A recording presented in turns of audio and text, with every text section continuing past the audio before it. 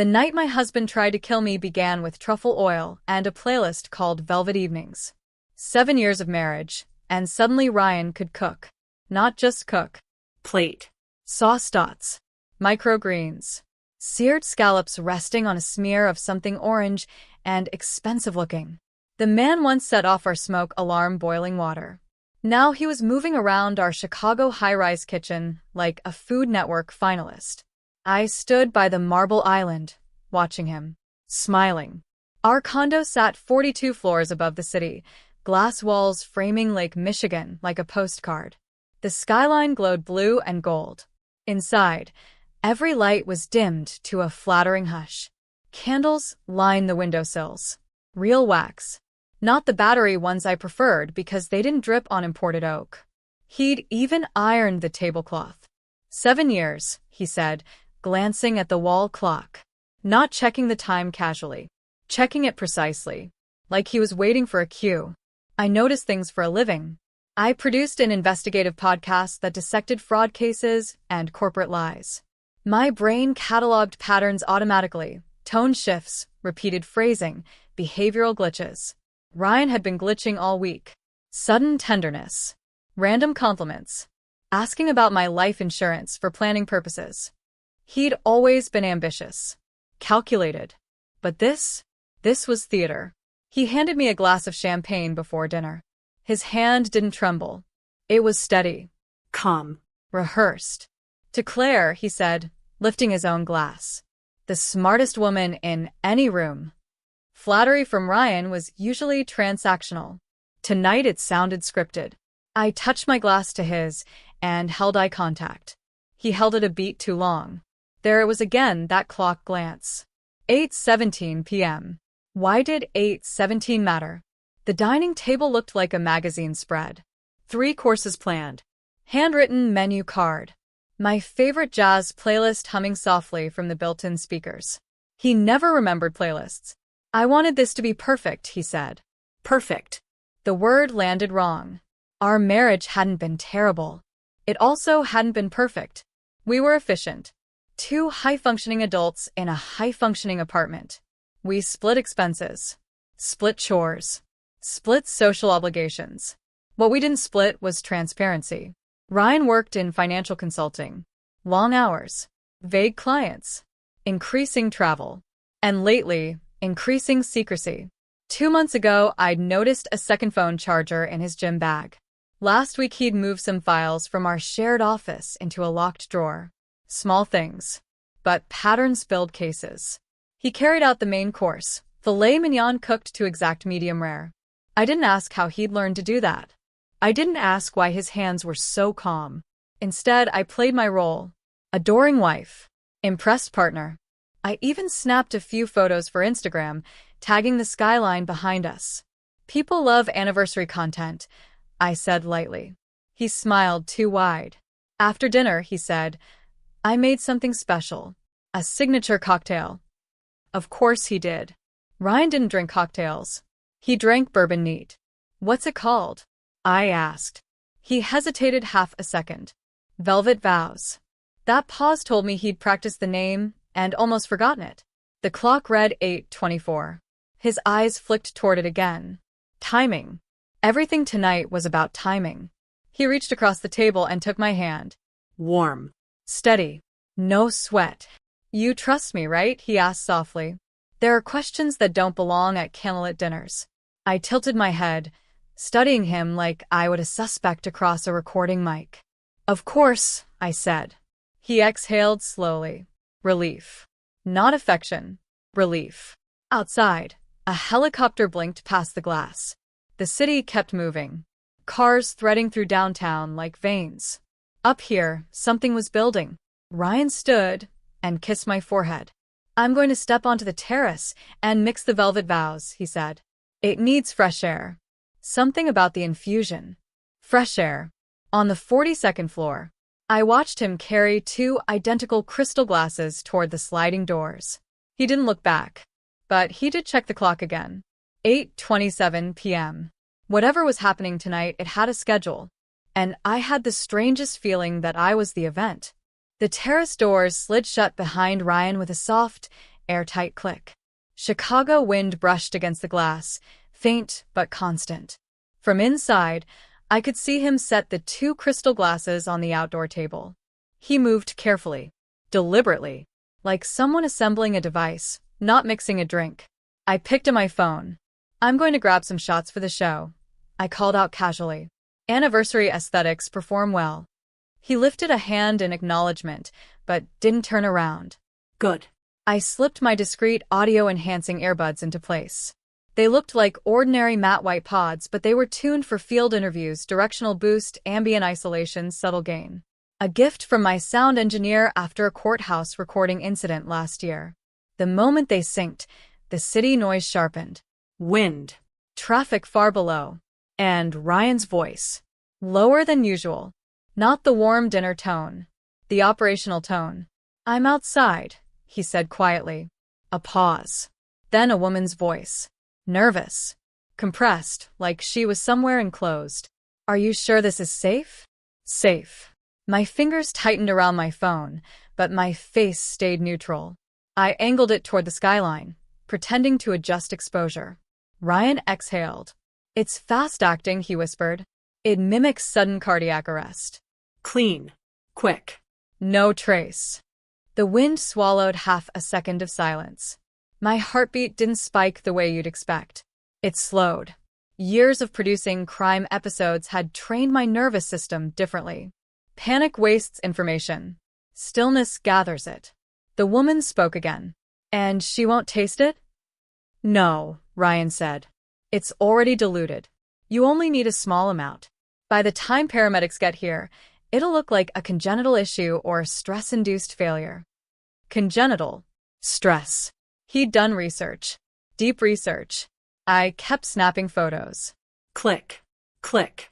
My reflection in the glass looked almost amused. "Tonight is the night," he added. "The policies are active. Everything's aligned. Policies. Plural." A cold thread slid through my spine. "So after this," the woman said, voice shaking, "we're clear? No more secrets." Ryan's tone shifted, impatient, controlled. "After this, we're free." Free. From me. I stepped closer to the terrace doors, as if adjusting the angle of the skyline behind him. Through the glass, I watched his hands. He uncapped a small vial. Clear liquid. Precise movement. Not rushed. He tilted it over one of the glasses. The pour was microscopic, almost ceremonial. He stirred both drinks afterward. Important detail. Both. Smart. If I drank and he didn't, suspicion. If we both drank and only I collapsed, well, that would look tragic. Romantic even. "Text me when it's done," the woman said. "It will be," he replied. "Trust me." The irony almost made me smile. He ended the call. For a second he stood still, staring at the 2 identical glasses like a scientist observing a reaction. Then he adjusted something. He switched their positions slightly. Testing himself. Rehearsing. He picked them up and inhaled deeply, like he was steadying his nerves before a performance. I pulled the earbuds out and slipped them into my pocket. My pulse was calm. My breathing steady. Inside my phone case, hidden beneath a thin matte sticker with my podcast logo, was a micro-recording disc. Habit. I kept it there during interviews in case someone requested devices off the table. I tapped my phone twice. Recording engaged. Ryan slid the doors open and stepped back inside, smiling. "Velvet vows," he announced.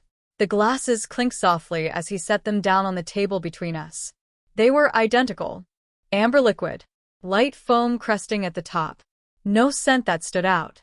He looked at me the way men in interrogation rooms look at detectives they underestimate. Confident. Certain. Already spending the insurance payout in his head. "To forever," he said gently. I lifted one of the glasses, feeling the weight. Cool crystal against my palm. My mind ran calculations in quiet, efficient lines. If it mimicked cardiac arrest, the onset would be rapid. Minutes. He'd timed it. The clock read 8:30, 1 p.m. He expected something to happen soon. He expected me to fall first. I smiled at him and raised my glass. I didn't drink. Not really. I let the rim touch my lower lip. Just enough to sell it. Ryan watched me closely. Not romantically. Clinically. I tilted the glass slightly, letting the foam brush my mouth, then lowered it with a soft smile. I said. It's strong. He relaxed. Barely. But I saw it, the micro-release in his shoulders. He lifted his own glass. For us, he repeated. And he drank. Not a cautious sip. A confident swallow. The kind of swallow a man takes when he believes he has already won. I mirrored him, raising my glass again but only letting the liquid barely graze my lips. As soon as his eyes flicked to the wall clock, again, I shifted my body slightly away. Wait. I laughed lightly. This song doesn't fit the mood. He glanced at the speakers, distracted. Perfect. I turned toward the console table near the windows, lifting my phone as if to adjust the playlist. Instead, I leaned down slightly and let the cocktail slide from my mouth into a folded tissue I'd palmed from the dinner setting earlier. Controlled. Silent. The tissue absorbed everything. I slipped it into an empty takeout cup sitting discreetly near the trash bin. Leftover from lunch. Evidence secured. When I turned back around, I was still smiling. Ryan had set his empty glass down. Empty. He'd committed. His confidence was almost beautiful. How do you feel? He asked casually. Relaxed, I said, walking back toward him. You. He gave a soft chuckle. Relieved. Honest answer. My phone rested on the table, angled slightly toward us. The tiny mic sticker beneath the case was recording everything. Our voices, the clink of glass, the hum of the city beyond the terrace doors. Insurance. Not the kind he'd purchased. The kind I built myself. Minutes passed. We sat side by side on the couch near the glass wall. Chicago shimmered behind us like nothing in the world could go wrong. Ryan kept checking the time. 8:30, 4 p.m. 8:35. 8:36. His knee started bouncing subtly. He tried to hide it by crossing his legs. Are you feeling okay? He asked again. Concerned husband tone. Flawless delivery. I think so, I said, resting my head lightly against his shoulder. Why? Just anniversary nerves, he replied. But his hand had grown colder. He was waiting for something. Waiting for me to sway. To blink too slowly. To collapse. I counted internally. Based on his body language earlier, he'd expected onset within 5 minutes. We were at 6. His breathing shifted. Shallower. He cleared his throat. You're sure you're okay? He asked again, this time unable to mask the edge. I feel fine, I said gently. You look a little pale, though. That landed. His eyes sharpened. Pale. I tilted my head, studying him the way I'd studied suspects across recording tables. There's sweat on your temple. He lifted a hand instinctively and touched his forehead. Moisture. Realization flickered. Impossible, his expression said. He swallowed. Hard. The room felt suddenly smaller, though nothing had changed. His gaze darted to the glasses on the terrace table. 2 identical glasses. Now only one was empty. Mine still nearly full. Untouched. His eyes narrowed slightly. Processing. Replaying. I reached for his hand. Warm earlier. Now clammy. Ryan, I said softly, my voice steady as glass. Are you feeling okay? He tried to smile. It looked strained. Yeah. Just maybe too much salt in the appetizer. Excuses. Rapid construction. His other hand pressed lightly against his sternum. Just for a second. Then he dropped it. The clock ticked to 8:38 p.m. And for the first time that night, Ryan looked afraid. Fear is an honest emotion. It doesn't stage itself with candles. It doesn't rehearse speeches. It leaks. Ryan's fear leaked slowly. A thin sheen of sweat gathered along his hairline. His breathing shortened, each inhale slightly louder than the last. He adjusted his collar as if the room had grown warmer. I think I need water, he muttered. I stood immediately. Supportive. Attentive. Of course. He rose too quickly. A mistake. His balance shifted for a fraction of a second before he steadied himself on the back of the chair. My heart remained steady. My face remained soft. As he stepped toward the kitchen, he paused and looked back toward the terrace table, toward the glasses. Calculating. Rechecking. There it was, the flicker of doubt. Had he switched them correctly? Had something gone wrong? I forgot coasters, he said suddenly. We'll ruin the table. The marble table. The one that had survived red wine, soy sauce, and candle wax for years. Now he cared about condensation. Let me grab some. He disappeared into the kitchen. I didn't rush. Rushing creates noise. I walked calmly onto the terrace. 2 glasses sat under the skyline glow. One nearly empty. One nearly full. Both identical. The city wind brushed against my skin, cool and indifferent. I replayed the sequence in my head. He poured from the vial into 1 glass, then stirred both, then shifted their positions slightly. He had rehearsed this, but rehearsal creates blind spots. I picked up the nearly full glass. Light foam clung to the rim where I had touched it. I lifted the empty one. A faint ring of amber residue traced the inside. His glass.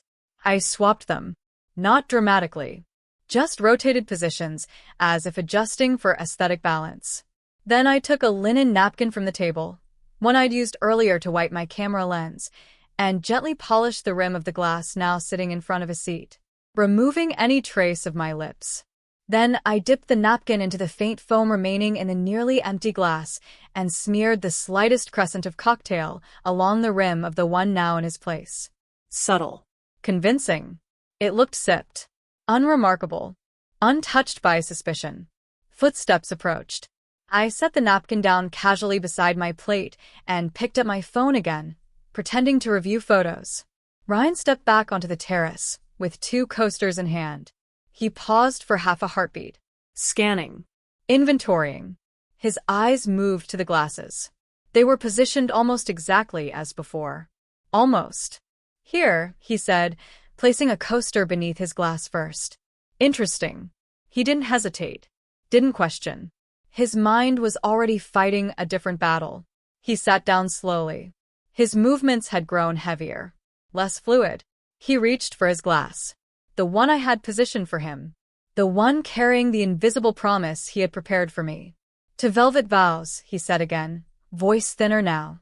I lifted my glass, the safer one. We clinked. Crystal against crystal.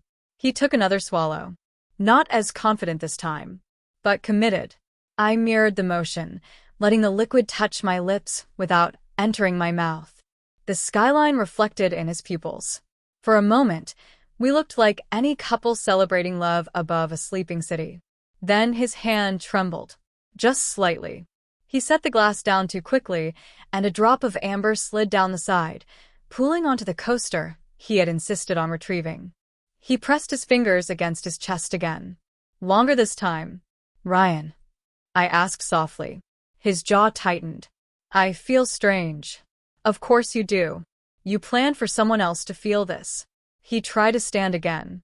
His knees didn't cooperate immediately. I rose at once, slipping into the role effortlessly. Concerned wife. Steady hands. Hey, I said gently, guiding him toward the couch inside. Let's sit. His weight leaned into me more than usual. Heavy.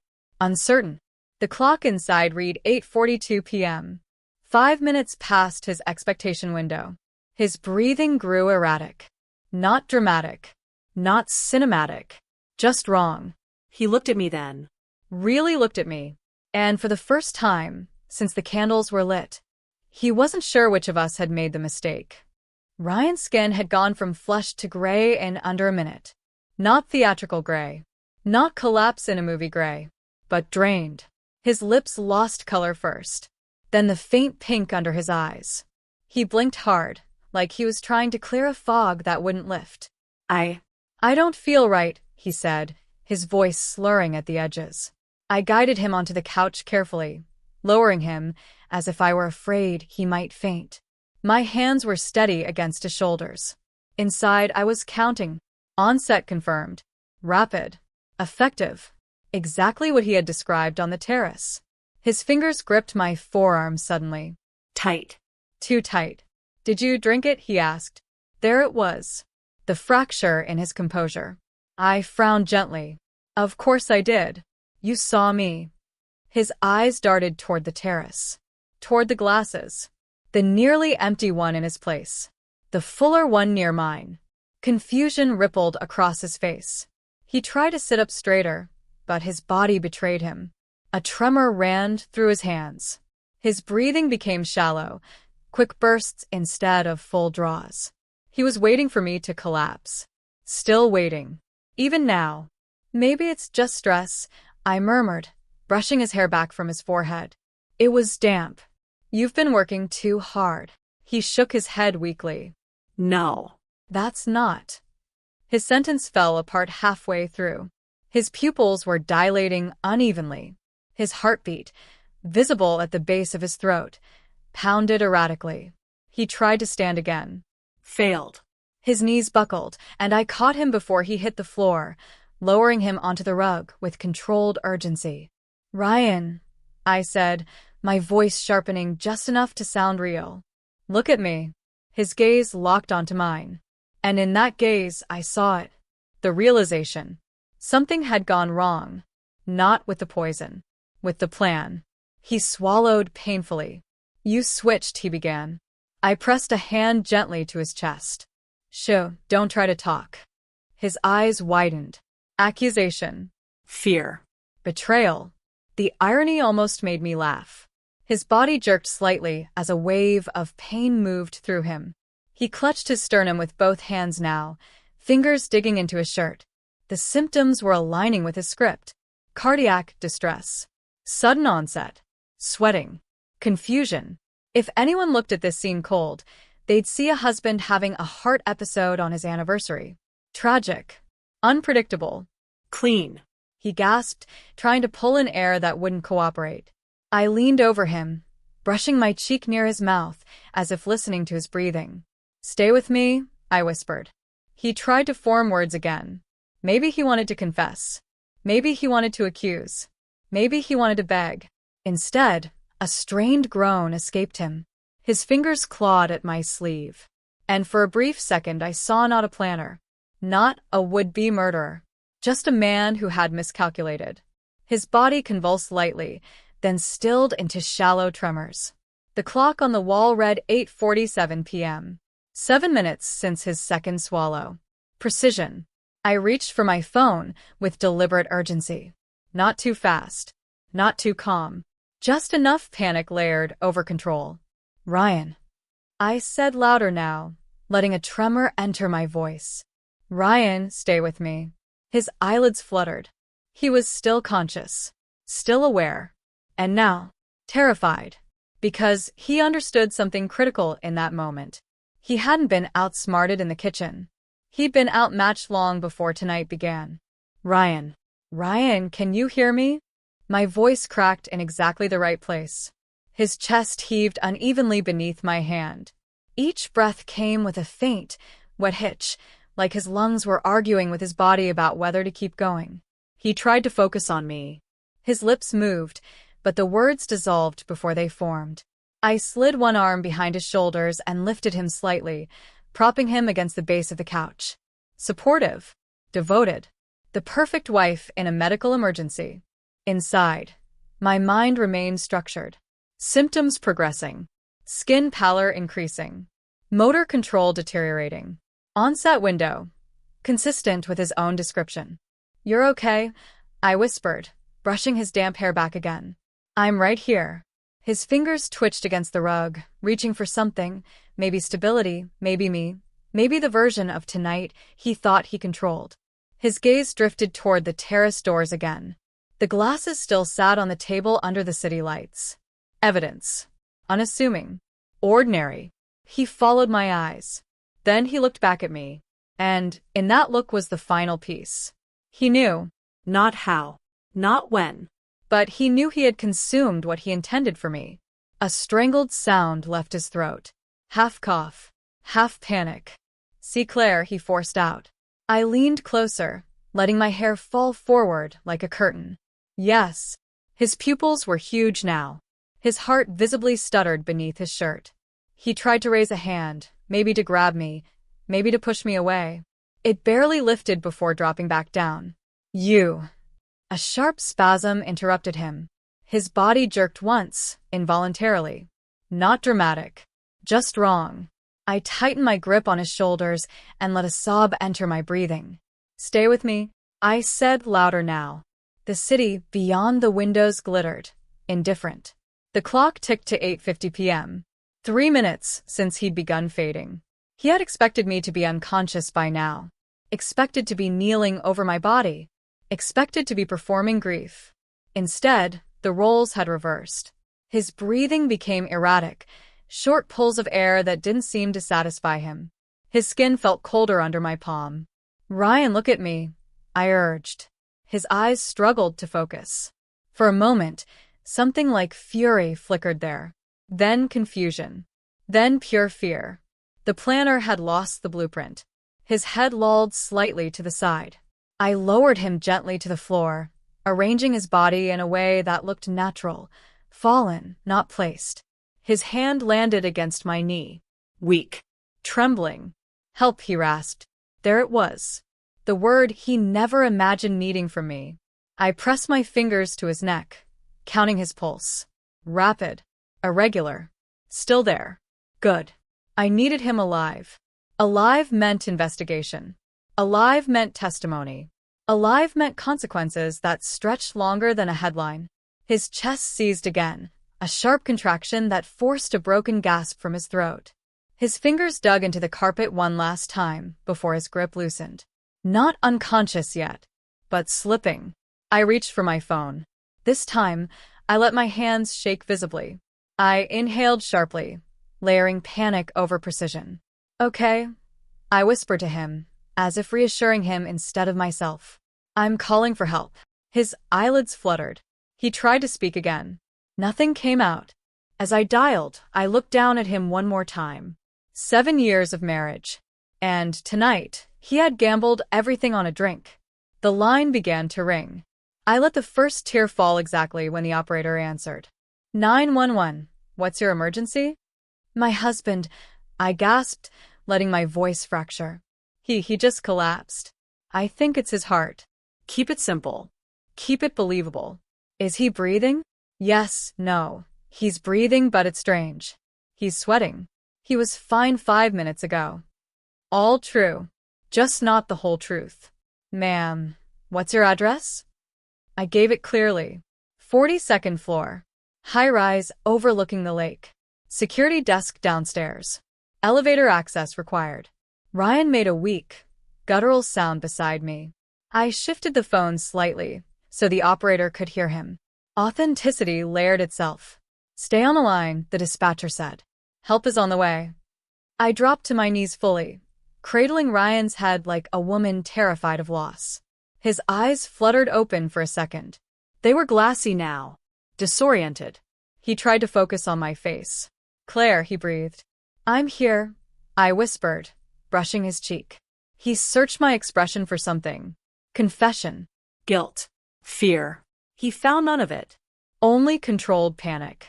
Only concern. His fingers twitched weakly toward my sleeve again. Then fell. His body went slack. Not gone. Just surrendered. I counted his breaths. Irregular. But present. Good. The sirens began faintly in the distance. Chicago's soundtrack. Approaching fast. The dispatcher guided me through basic instructions: monitor breathing, keep airway clear, unlock the door. I'll buzz them up, I said breathlessly. I set the phone down for a moment and ran toward the entry panel, pressing the security release with shaking fingers. In the hallway mirror, I caught my reflection. Hair slightly disheveled. Eyes glossy. Color drained just enough to look authentic. I inhaled once. Centered. Then I moved. On my way back toward the living room, I veered left. Laundry room. 10 seconds. That's all I needed. Weeks ago, while Ryan was in the shower, I had opened his locked office drawer using a spare key I'd found hidden in an old travel pouch. Inside had been a folder. Thick. Organized. Insurance policies. Multiple. High value. One naming his older sister as beneficiary. Not me. Not his wife of 7 years. Her. I'd photographed it then. But tonight I needed fresh timestamps. Proof it existed before this hard event. I pulled the folder from where I'd tucked it behind stacked detergent boxes, exactly where I'd returned it after copying the originals. Snap. Snap. Snap. Policies. Payout amounts. Activation dates. Beneficiary. Melissa Carter. Not Claire Morgan. My hands moved quickly, efficiently. Then I returned the folder precisely where it had been and rushed back into the living room just as fists pounded against the door. Chicago Fire Department. I yanked it open. 2 EMTs pushed in with a stretcher and medical bags. He just collapsed, I cried, stepping aside. We were having dinner. They moved to Ryan instantly. 1 checking pulse. 1 opening airway. Professional. Fast. Focused. What happened before he collapsed? 1 asked. He mixed us a cocktail, I said, breathless but steady. We both drank it. Then he started sweating. I thought maybe it was stress. Both drank it. Plant the symmetry early. They attached monitors. Ryan's body jerked slightly under their touch. 1 EMT frowned at the readings. Heart rhythms unstable, he muttered. They lifted him onto the stretcher. As they wheeled him out, I grabbed my purse and followed, barefoot, clutching my phone like it was the only thing anchoring me. Neighbors' doors cracked open along the hallway. Curious eyes. Concerned whispers. The elevator ride down felt endless. Ryan lay strapped to the stretcher, oxygen mask secured over his face. His chest rose and fell unevenly. He was conscious enough to see me. His gaze locked onto mine. Accusing. Panicked. Still trying to understand. I reached out and squeezed his hand. I'm right here, I said softly. The ambulance doors slammed shut. Sirens ignited. As we sped toward the hospital, I leaned back against the cold metal interior wall and let my tears fall freely now. Not for him, for what he had tried to do, for how carefully he had planned it, for how close I had come to never knowing.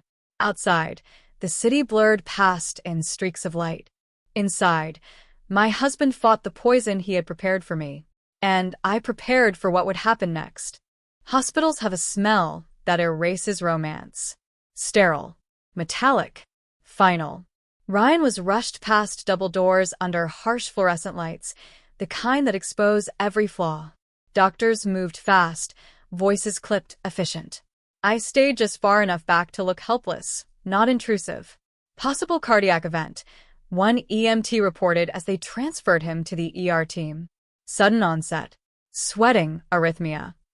Age, a nurse asked. 38. Young enough to be alarming. Old enough to be believable. They pulled me aside as they worked. Did he take any medication tonight? A doctor asked. No, I said immediately. We were celebrating our anniversary. He cooked dinner. Made a cocktail. That's it. The word cocktail lingered in the air. Small. Casual. Not yet dangerous. They disappeared behind the curtain with him. Machines began beeping in uneven rhythms. I sat in a plastic chair under aggressive lighting and let my shoulders tremble. Not performatively. Controlled. I texted no one. I called no family. Silence creates credibility. 32 minutes later, a different doctor approached me. Calmer. Older. Eyes sharp. Mrs. Morgan? Yes. He's stable for now. But this doesn't look like a standard heart attack. I let confusion wash over my face. What does that mean? There are indicators of toxin exposure in his blood work. There it was. The pivot. I blinked slowly, like the words didn't process. Toxin. He nodded. We're running a broader panel, but something is interfering with cardiac rhythm. Did he ingest anything unusual? I let a pause sit between us. We both drank the same cocktail, I said carefully. He made it himself. I only had a few sips. The doctor's expression shifted, subtle but real. You both drank it? Yes. Are you feeling any symptoms? I shook my head faintly. No. Should I be? We'll test you as well. Of course you will. Within minutes, nurses were drawing my blood too. I didn't resist. I didn't question. I let them tape cotton to my arm and label vials with my name. Victim. Possible target. Shared exposure. The symmetry mattered. 2 uniformed police officers entered the waiting area not long after. Routine, the nurse said. When toxins are involved, police are notified. Of course they are. Mrs. Morgan? One officer said gently. We just need to ask a few questions. I nodded, clutching a tissue between my fingers. We understand your husband prepared the drinks. Yes. Did anyone else have access to the apartment tonight? No. It was just us. Has your husband been under stress? Financial issues? Personal conflicts? I let my eyes flicker downward. Work has been intense, I admitted. He handles large accounts. Pressure like that, it gets to you. True again. Just not complete. Did he seem upset tonight? The second officer asked. No, I whispered. He seemed happy. Rehearsed. They exchanged a glance. Did you see him add anything unusual to the drinks? I hesitated. Measured. I wasn't watching the entire time, I said slowly. He stepped onto the terrace to mix them. Said something about fresh air and infusion. The first officer scribbled something down. Do you still have the glasses? Yes. Good. We'll send someone to secure the apartment. Chain of custody. Preservation. Excellent. They thanked me and stepped aside. Across the room, through a small glass window, I could see Ryan in the hospital bed. Pale. Oxygen mask on. For lines running into his arm. Alive. Monitor steady, but fragile. He turned his head slightly. Our eyes met. For a second, something passed between us. Not love. Not partnership. Recognition. He understood now that this was no longer an accident. And he understood something else. If he accused me, he would have to explain why poison was in his own cocktail. A nurse stepped out again. Mrs. Morgan, we'll need to keep him overnight. Toxicology is expanding the panel. Police will likely follow up. I nodded weakly. Of course. As she walked away, I leaned back into the plastic chair and exhaled slowly. The plan he had built to erase me had just shifted into a criminal investigation. And for the first time since the candles were lit, I wasn't the intended victim anymore. I was the surviving witness. Ryan woke up 12 hours later. Not strong, not steady, but conscious. I was sitting beside his hospital bed when his eyes opened fully. The monitors hummed in different rhythms. Morning light filtered through half-closed blinds, turning everything pale and unforgiving. He looked at me like I was a stranger, then like I was a threat. You did this, he whispered hoarsely beneath the oxygen mask. There it was. Predictable. I leaned closer, letting relief flood my face instead of offense. Ryan. I breathed, tears rising on cue. You almost died. His eyes sharpened. You switched the glasses. I didn't flinch. I never touched your glass. Which was technically true. I had repositioned them. I had polished rims. But I had never taken his glass in front of him. His gaze darted toward the door as if expecting police to rush in at my confession. Instead, there was only silence. You mixed the drinks, I said gently. In front of me. We both drank from them. I barely had any. They tested my blood. There was nothing there. His face went still. Calculating. The door opened. 2 detectives entered this time. Not patrol officers. Suits. Notepads. Controlled eyes. Mr. Morgan, one said calmly. We're investigating the toxin found in your system. Ryan's breathing quickened. Toxin, he repeated weakly, performing confusion. Yes, the detective replied. A synthetic compound that can interfere with cardiac rhythm. It was present in your bloodstream. Ryan's gaze flicked to me again. Panic. He hadn't expected identification. He thought it would mimic something natural.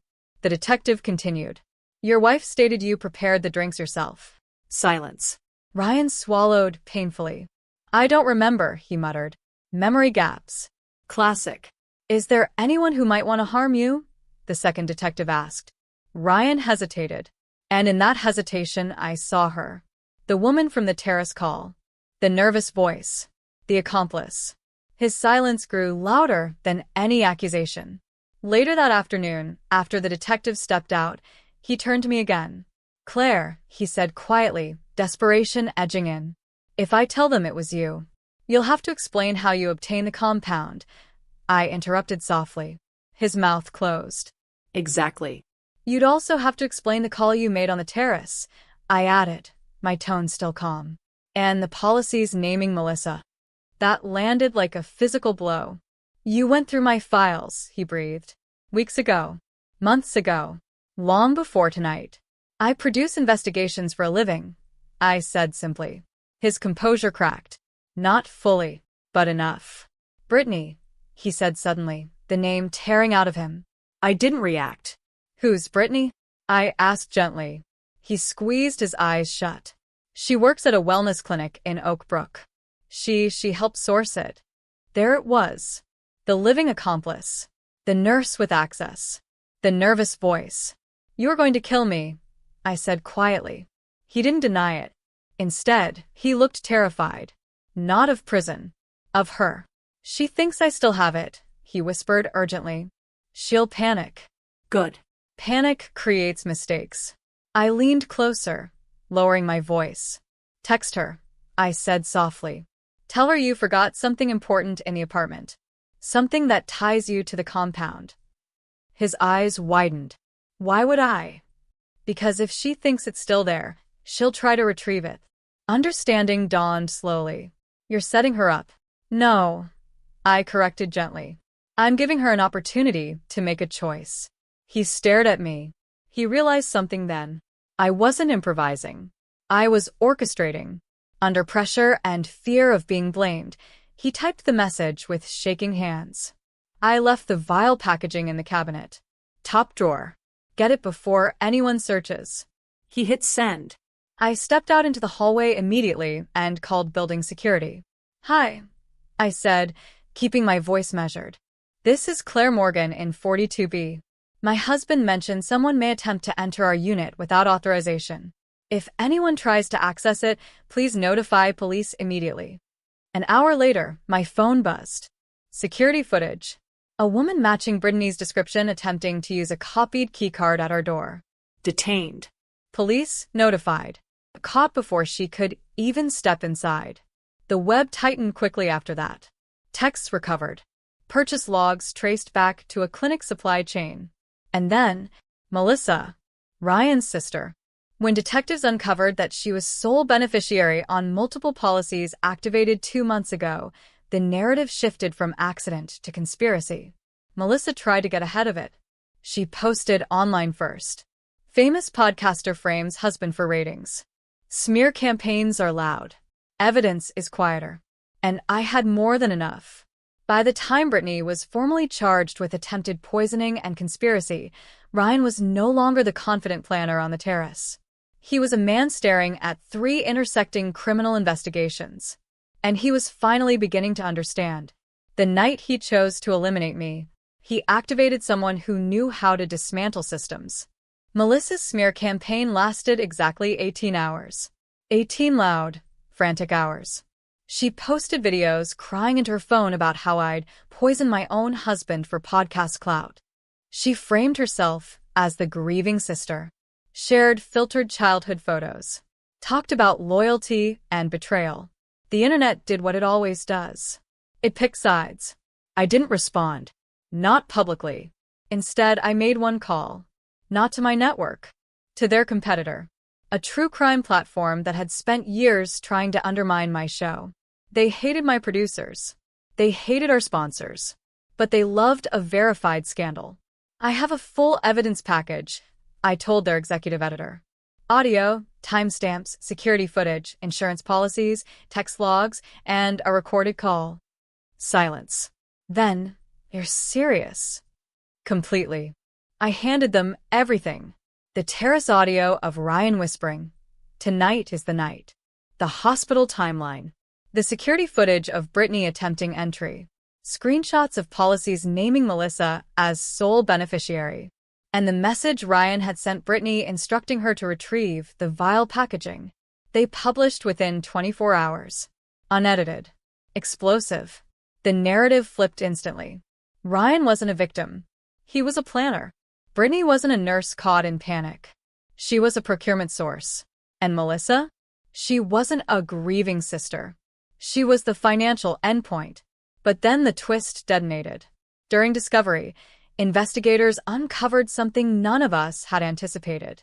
Ryan had been cooperating, quietly, with federal agents for months. He was an informant, not a hero, not noble, strategic. He'd been feeding information about a prescription diversion ring operating through upscale wellness clinics in the Chicago suburbs, including Brittany's clinic in Oak Brook. Large-scale diversion, unreported shipments, illegal compound redistribution. The toxin hadn't been some exotic black market substance.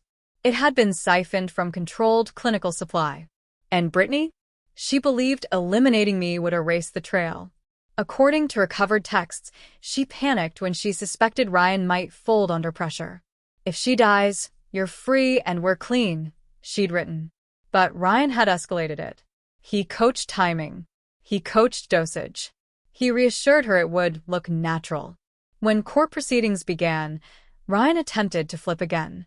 He claimed coercion, claimed Brittany pressured him, claimed I manipulated the glass. Desperation makes men sloppy. Brittany cut a deal. She handed over everything. Purchase logs, encrypted chat backups, and a voice note. Ryan's voice. Come. Precise. You add it after stirring. It has to be evenly distributed. She won't taste it. The courtroom was silent when it played. Melissa sat 3 rows back. Pale. Small. Her attorney had tried to argue she didn't know the source of the policies, until forensic accounting uncovered her charity defense fund. A non-profit shell. Funds routed through it. Transfers from accounts linked to the same diversion ring. It wasn't just insurance money. It was laundering. The illusion of a philanthropic family collapsed overnight. Ryan was sentenced on multiple counts: conspiracy, attempted poisoning, insurance fraud, federal obstruction. Brittany received reduced time for cooperation. Melissa faced financial crimes and fraud charges tied to the laundering funnel. The high-rise condo was eventually sold, not seized. Sold. I chose to leave it. Too many ghosts in the marble. Too many rehearsed smiles trapped in the glass reflections. In interviews afterward, reporters kept asking the same question. Did you plan to expose him? No. I planned to survive. There's a difference. I didn't destroy Ryan. He destroyed himself the moment he believed I was naive. The moment he believed love made me blind. The moment he thought I would drink without noticing the clock. 7 years of marriage ended not with a scream, not with a collapse, but with a calculation. And the quiet understanding that patience is sharper than poison.